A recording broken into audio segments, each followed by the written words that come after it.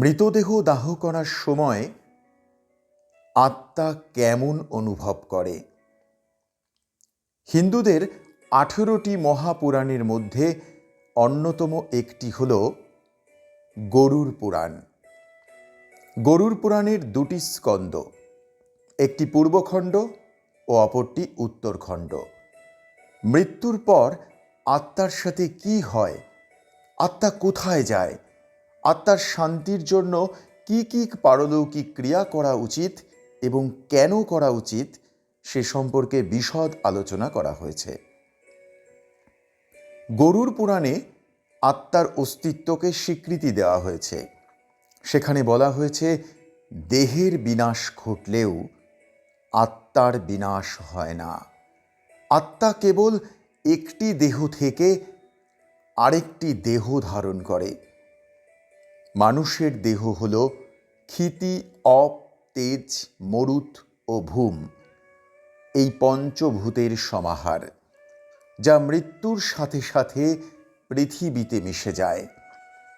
কিন্তু স্নেহ, প্রেম, ভালোবাসা, ক্রোধ, হিংসা, মায়া এগুলো হলো আত্মার গুণ, যা মৃত্যুর পরেও তার সাথে থাকে। আর যদি এগুলো সত্য হয়, তবে আত্মা যখন দেহ ত্যাগ করে তখনও এগুলো তার সাথে থেকে যায়। গরুড় পুরাণ অনুসারে মৃত্যুর পরেই আত্মা যমলোকের উদ্দেশ্যে যাত্রা করে না। প্রায় 10 দিন আত্মা নিজ গৃহে অবস্থান করে। পুরাণ থেকে জানা যায় যে জীবাত্মা 84 লক্ষ যোনিতে ভ্রমণ করে অবশেষে মনুষ্য জন্ম লাভ করে। এই রকম মনুষ্য জন্ম সে 4 লক্ষ বার পায়। এই মনুষ্য জন্মকে কাজে লাগিয়ে সে জন্ম মৃত্যুর চক্র থেকে উদ্ধার পেতে পারে। এই জন্মের কর্ম দ্বারা সে পরবর্তী জন্ম নির্ধারণ করে। সে তার পিতা, পুত্র, আত্মীয় স্বজনকে খুব ভালোবাসে, কিন্তু সে সবচেয়ে বেশি ভালোবাসে তার দেহকে। কিন্তু একদিন সবাইকে এই দেহ ছেড়ে চলে যেতে হয়।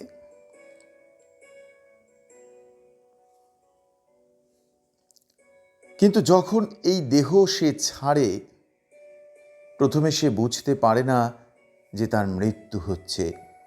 মৃত্যুর পূর্বে তার মধ্যে বেশ কিছু লক্ষণ দেখা দেয়। যেমন তার হাতের রেখাগুলো অদৃশ্য হয়ে যায়, তার শ্বাস প্রশ্বাস দ্রুত চলতে থাকে, তার গলা শুকিয়ে আসে, সমগ্র জগৎকে এক রূপে দেখে, তার মানে দিব্য দর্শন দেখা দেয়।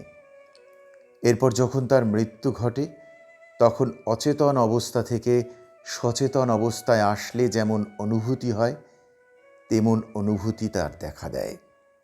তখন সে সামনে 2জন যমদূতকে দেখতে পায়। যমদূত যে সবসময় ভয়ঙ্কর হয় সেরকম কিন্তু নয়। তিনি যেমন কর্ম করেছেন সেই অনুযায়ী যমদূতের রূপ দেখতে পান। তিনি যদি খারাপ কাজ করেন, তবে তিনি রক্তচক্ষু বিশিষ্ট লৌহ গদাধারী যমদূতকে দেখতে পান। কিন্তু যিনি জীবনে কোনো পাপ করেননি, তার সামনে শঙ্খ চক্রধারী পদ্মাধারী নারায়ণকে দেখতে পান। মৃত্যুর পরই কিন্তু আত্মাকে যমলোকে নিয়ে যাওয়া হয় না। সে তার পরিবারের আশেপাশে ঘুরতে থাকে। জীবাত্মা বিশ্বাস করতে চায় না যে তার মৃত্যু হয়েছে। সে আবার তার শরীরে প্রবেশ করতে চায়, কিন্তু যমদূতেরা তাকে যম পাশে বেঁধে ফেলে। তখন সে তার পরিবারকে ডাকার চেষ্টা করে, কিন্তু তার কণ্ঠস্বর থাকে না, তাই কেউ তার শব্দ শুনতে পায় না। তার খুব কষ্ট হয়। এই কষ্ট সম্পূর্ণ মানসিক, যা শারীরিক কষ্টের চেয়ে বহুগুণ। অবশেষে দেখে সবাই মিলে তাকে অন্তিম যাত্রার দিকে নিয়ে যাচ্ছে, কিন্তু সে কিছুই করতে পারে না। এরপর মৃতদেহকে শ্মশানে নিয়ে যাওয়া হয় এবং সেখানে সমস্ত রকম পারলৌকিক কার্যাদি সম্পন্ন করা হয়। তারও সাক্ষী হয়ে থাকে সে। এরপর নিজের এই সাধের শরীরটা যখন আগুনে ভস্ম হতে থাকে, এটা দেখে সে মনে খুবই কষ্ট পায়, কিন্তু তার করার কিছুই থাকে না। শ্মশানে মৃত ব্যক্তির আত্মা উপস্থিত থাকে, তাই শবদাহের পর পিছনে ফিরে তাকাতে নেই। যখন সে দেখবে তার প্রিয়জনেরা তার দিকে ফিরেও তাকাচ্ছে না, তখন সে মনে করবে তার প্রতি তাদের আর কোনো টান নেই। তখন তার ধীরে ধীরে জীবাত্মার টানও শিথিল হয়ে যাবে।